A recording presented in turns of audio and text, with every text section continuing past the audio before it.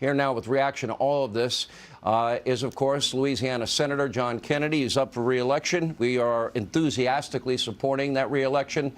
I think the good people of Louisiana know that he's done a good job for them. Senator, welcome back. Great to have you. Thank you, Sean. First, you mentioned electric vehicles. If electric vehicles are so swell, why does government have to pay people to drive them? Food for thought. Number two, you mentioned I wish I thought of that. That's a great line. Well, it's true if you think about it. Number two, you mentioned inflation. Inflation was made in Washington. Since President Biden was inaugurated 540 days ago, prices are up 13.2%. Here's another way of looking at that. A dollar, this buck, is now worth in purchasing power about 87, maybe 88 cents. So what is President Biden doing about it? You might be thinking, you know, people make mistakes. What's he going to do about it? What's he doing about it? Well, the president has decided to drink himself sober. First, he passed a $750 billion so-called Inflation Reduction Act, which takes $300 billion in higher taxes out of the pockets of the American people when the economy is slowing, prices are rising, and 401ks are crashing. And he gives that $300 billion of taxpayer money to the Green New Deal industrial complex, which will probably spend it in a way that causes energy prices to go up without reducing world temperatures a scintilla of a degree because China and India refuse to stop emitting CO2. And then for his second trick, the president decided to spend $1 trillion to forgive student debt. Now, we already had a plan to repay student debt.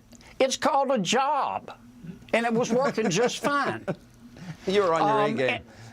You are on your A game. I'm not interrupting. But if you look at this from 35,000 feet, I think this is obvious, and that's why I say that President Biden is inflation's best friend.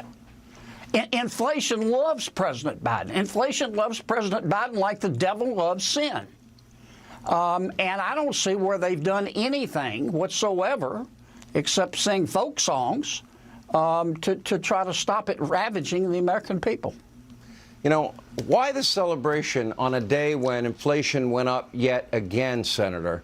And if we use the same methodology that they used in the 1980s to calculate inflation numbers, we'd be at 16%. That's how bad it really is. They just have twice now adjusted the methodology of how they calculate that. So it's that bad. And then we've got this other little problem. Well, we're going to pay off student debt that people willingly took on, and then we're going to advise our brave men and women in the military how to best get on food stamps. Maybe the alternative would be to take the $1 trillion in student debt forgiveness and maybe give it to the military so that they can afford to pay for the food themselves. What do you think? Well, of course, I think you're right, Sean, but not to put too fine a point on it, but the president, he's not really forgiving student debt. Somebody's got to pay for it. He's just transferring it from the people who owe it, the college elite, to the people who don't owe it, working class Americans.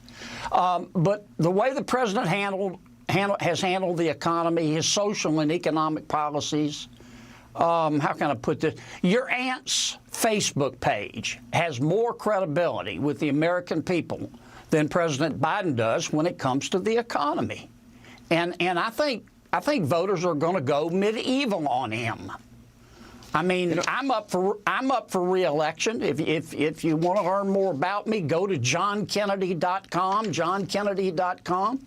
I'm not going to mince any words. This inflation was made in Washington in large part by President Biden's socioeconomic policies. And, you know, I don't mean to speak ill of the president, but if the shoe fits, wear it, Cinderella. I mean, his policies cause this. I think this is probably your best appearance. Senator Kennedy, I support your reelection. We're always glad to have you on the program. Thank you for being with us.